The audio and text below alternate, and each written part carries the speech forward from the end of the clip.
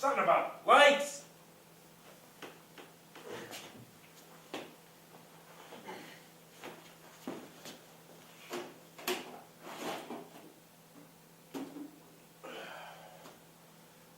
One moment, please.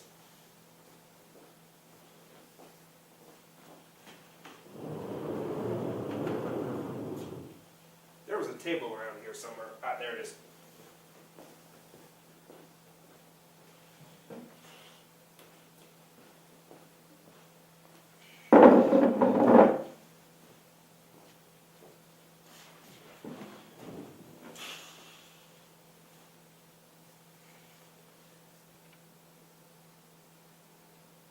What some of you may not know is that this is a dig. Yes, a dig. An archaeological dig. Regardless of where we are, this is not a Mayan temple, Indian burial ground. This is a TV studio with books and posters. But this, ladies and gentlemen, is in fact a dig. And what I am going to prove to you is that this dig is going to unearth history. To my left, I have history. To my right, I have even more history.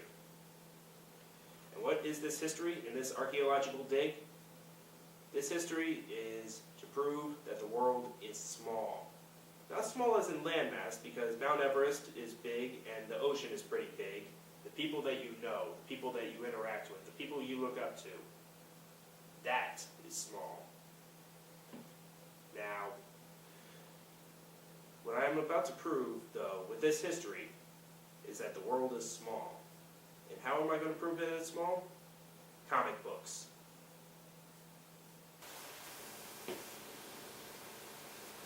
Alright, ladies and gentlemen, before I begin, I gotta get some stuff.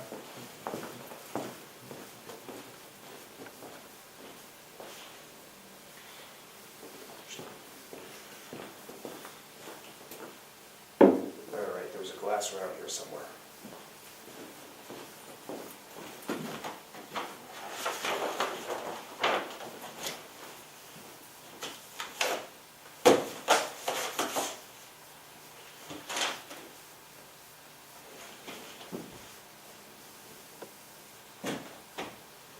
Found it!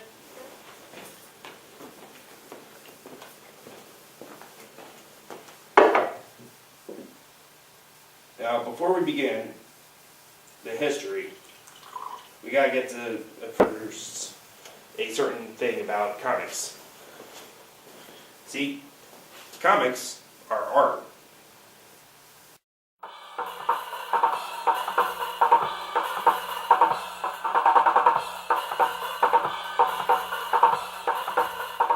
The definition of comics to me is words and pictures interacting objectively for a reader to subjectively interpret.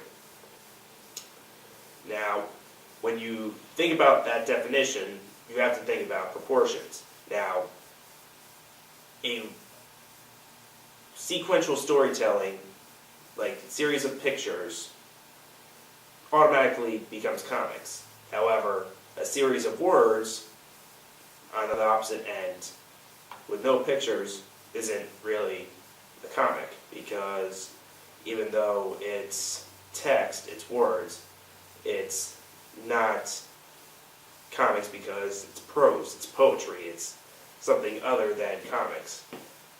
So the line between what is comics and what is not comics is pretty asymmetrical, because you could have wordless novels, but you can't have illustrated novels to a certain extent. Now, another thing you have to consider how expressive comics are as an art. You don't know it's comics, but you know it's not comics.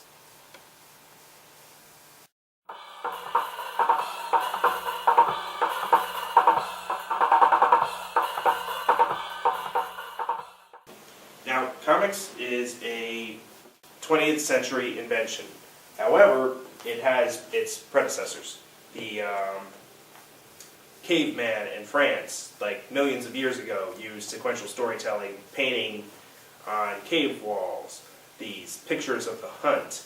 The Greeks in ancient pottery would have stories of gods and heroes and tyrants being slain on pottery in sequential storytelling. In Japan, there was the invention of the word manga for ukiyo, woodblock paintings.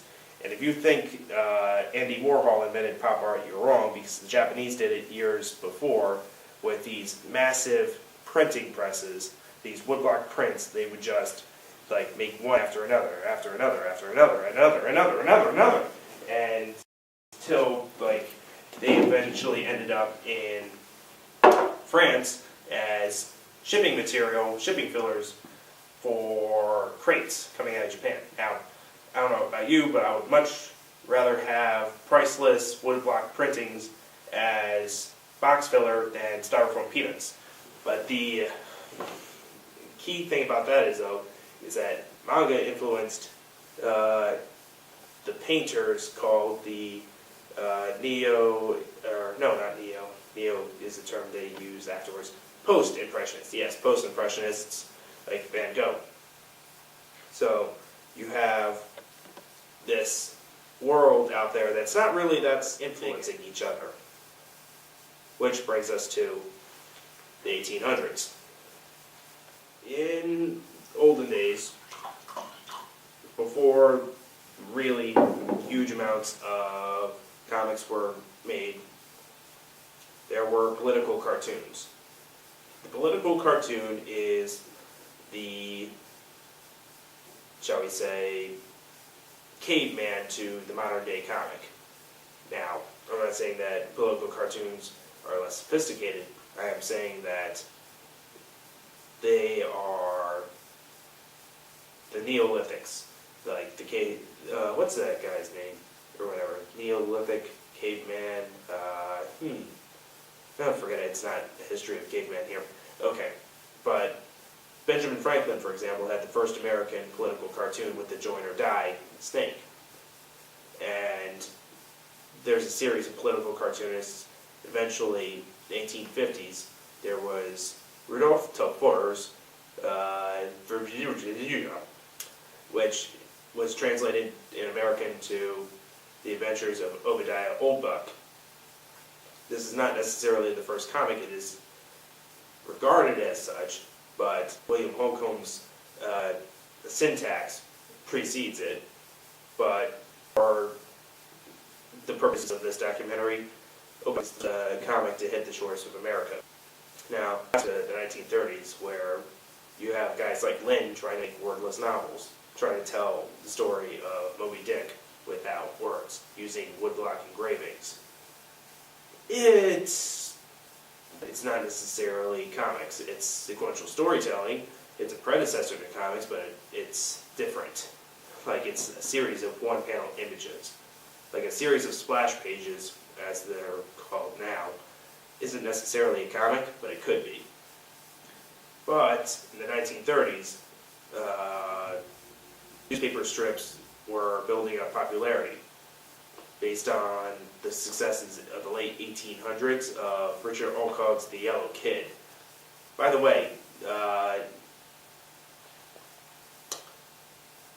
Yellow Kid influenced a form of journalism called yellow journalism. Now, why is it called yellow journalism? Because of the Yellow Kid, basically. The Yellow Kid was in two newspapers. It was in William Randolph Hearst's paper, and it was in Joseph Pulitzer's paper. Because it started out with Pulitzer and left for Hearst, Pulitzer kept the Yellow Kid, put on a different art team and writer for the strip, and Alcott would keep up with Yellow Kid at Hearst's paper. So you would have two different strips of the Yellow Kid, one true one not so true one.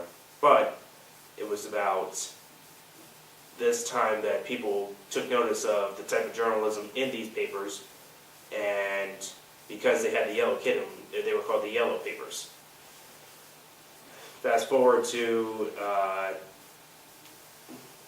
the 1900s, like, new cartoons came out, and they were...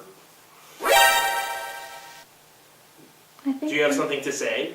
No, my stomach just grumbled. I hope it didn't get on. Sorry. Yes, your stomach grumbled so much that it was on. All hail Thomas Nast, who, with the power of political cartoons, brought down a political mob. Now, before you say, oh, how could a cartoon do it? Think about this. In New York, in the late 1800s, nobody could read. You'd have to be intelligent to read. And when you didn't read, you would just do whatever people told you to do. You didn't know who Boss Tweed was. You didn't know what Tammany Hall was. You knew what it was, but you didn't know what it was. So you go down there, you pick up a newspaper, it's useless to you. You can't read it. So you look at the cartoons, and there's Boss Tweed, looking like an idiot. Millions of people understood what those cartoons looked like, understood what they meant. I'm so sorry. Do you want something to eat? Well, I don't know. Can you make it? I think so. Okay.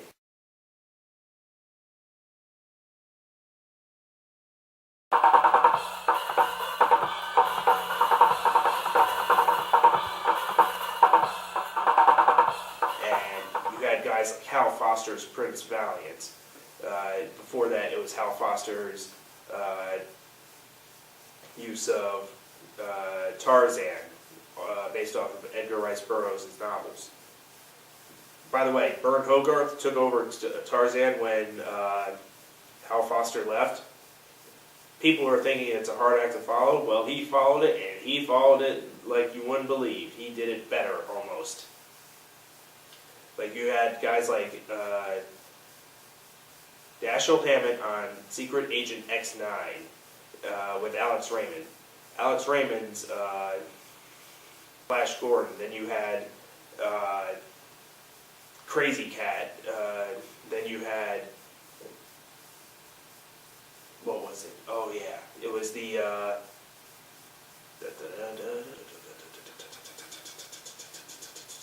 Little Nemo in Slumberland. The other thing in the 1900s, early 1900s, before comics that we should mention, are the pulps. Now, the pulps are these magazines that were being anthological. Is anthological a word? Anthological? Basically, there was a bunch of stories put together in magazines of short stories that people would be paid by the word, maybe a penny a word.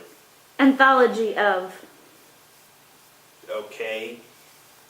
Anthology of writers. They would have these garish covers, like Spicy Detective or Amazing Adventures, and they would have these like horrible images, graphic depictions, and they would be beautiful to look at. They're still good to this day, but the stuff inside would have a lot of wordiness to them because they were paid by the word, the same way Charles Dickens was. If you wonder why Charles Dickens wrote long novels, it's because he wanted to get paid.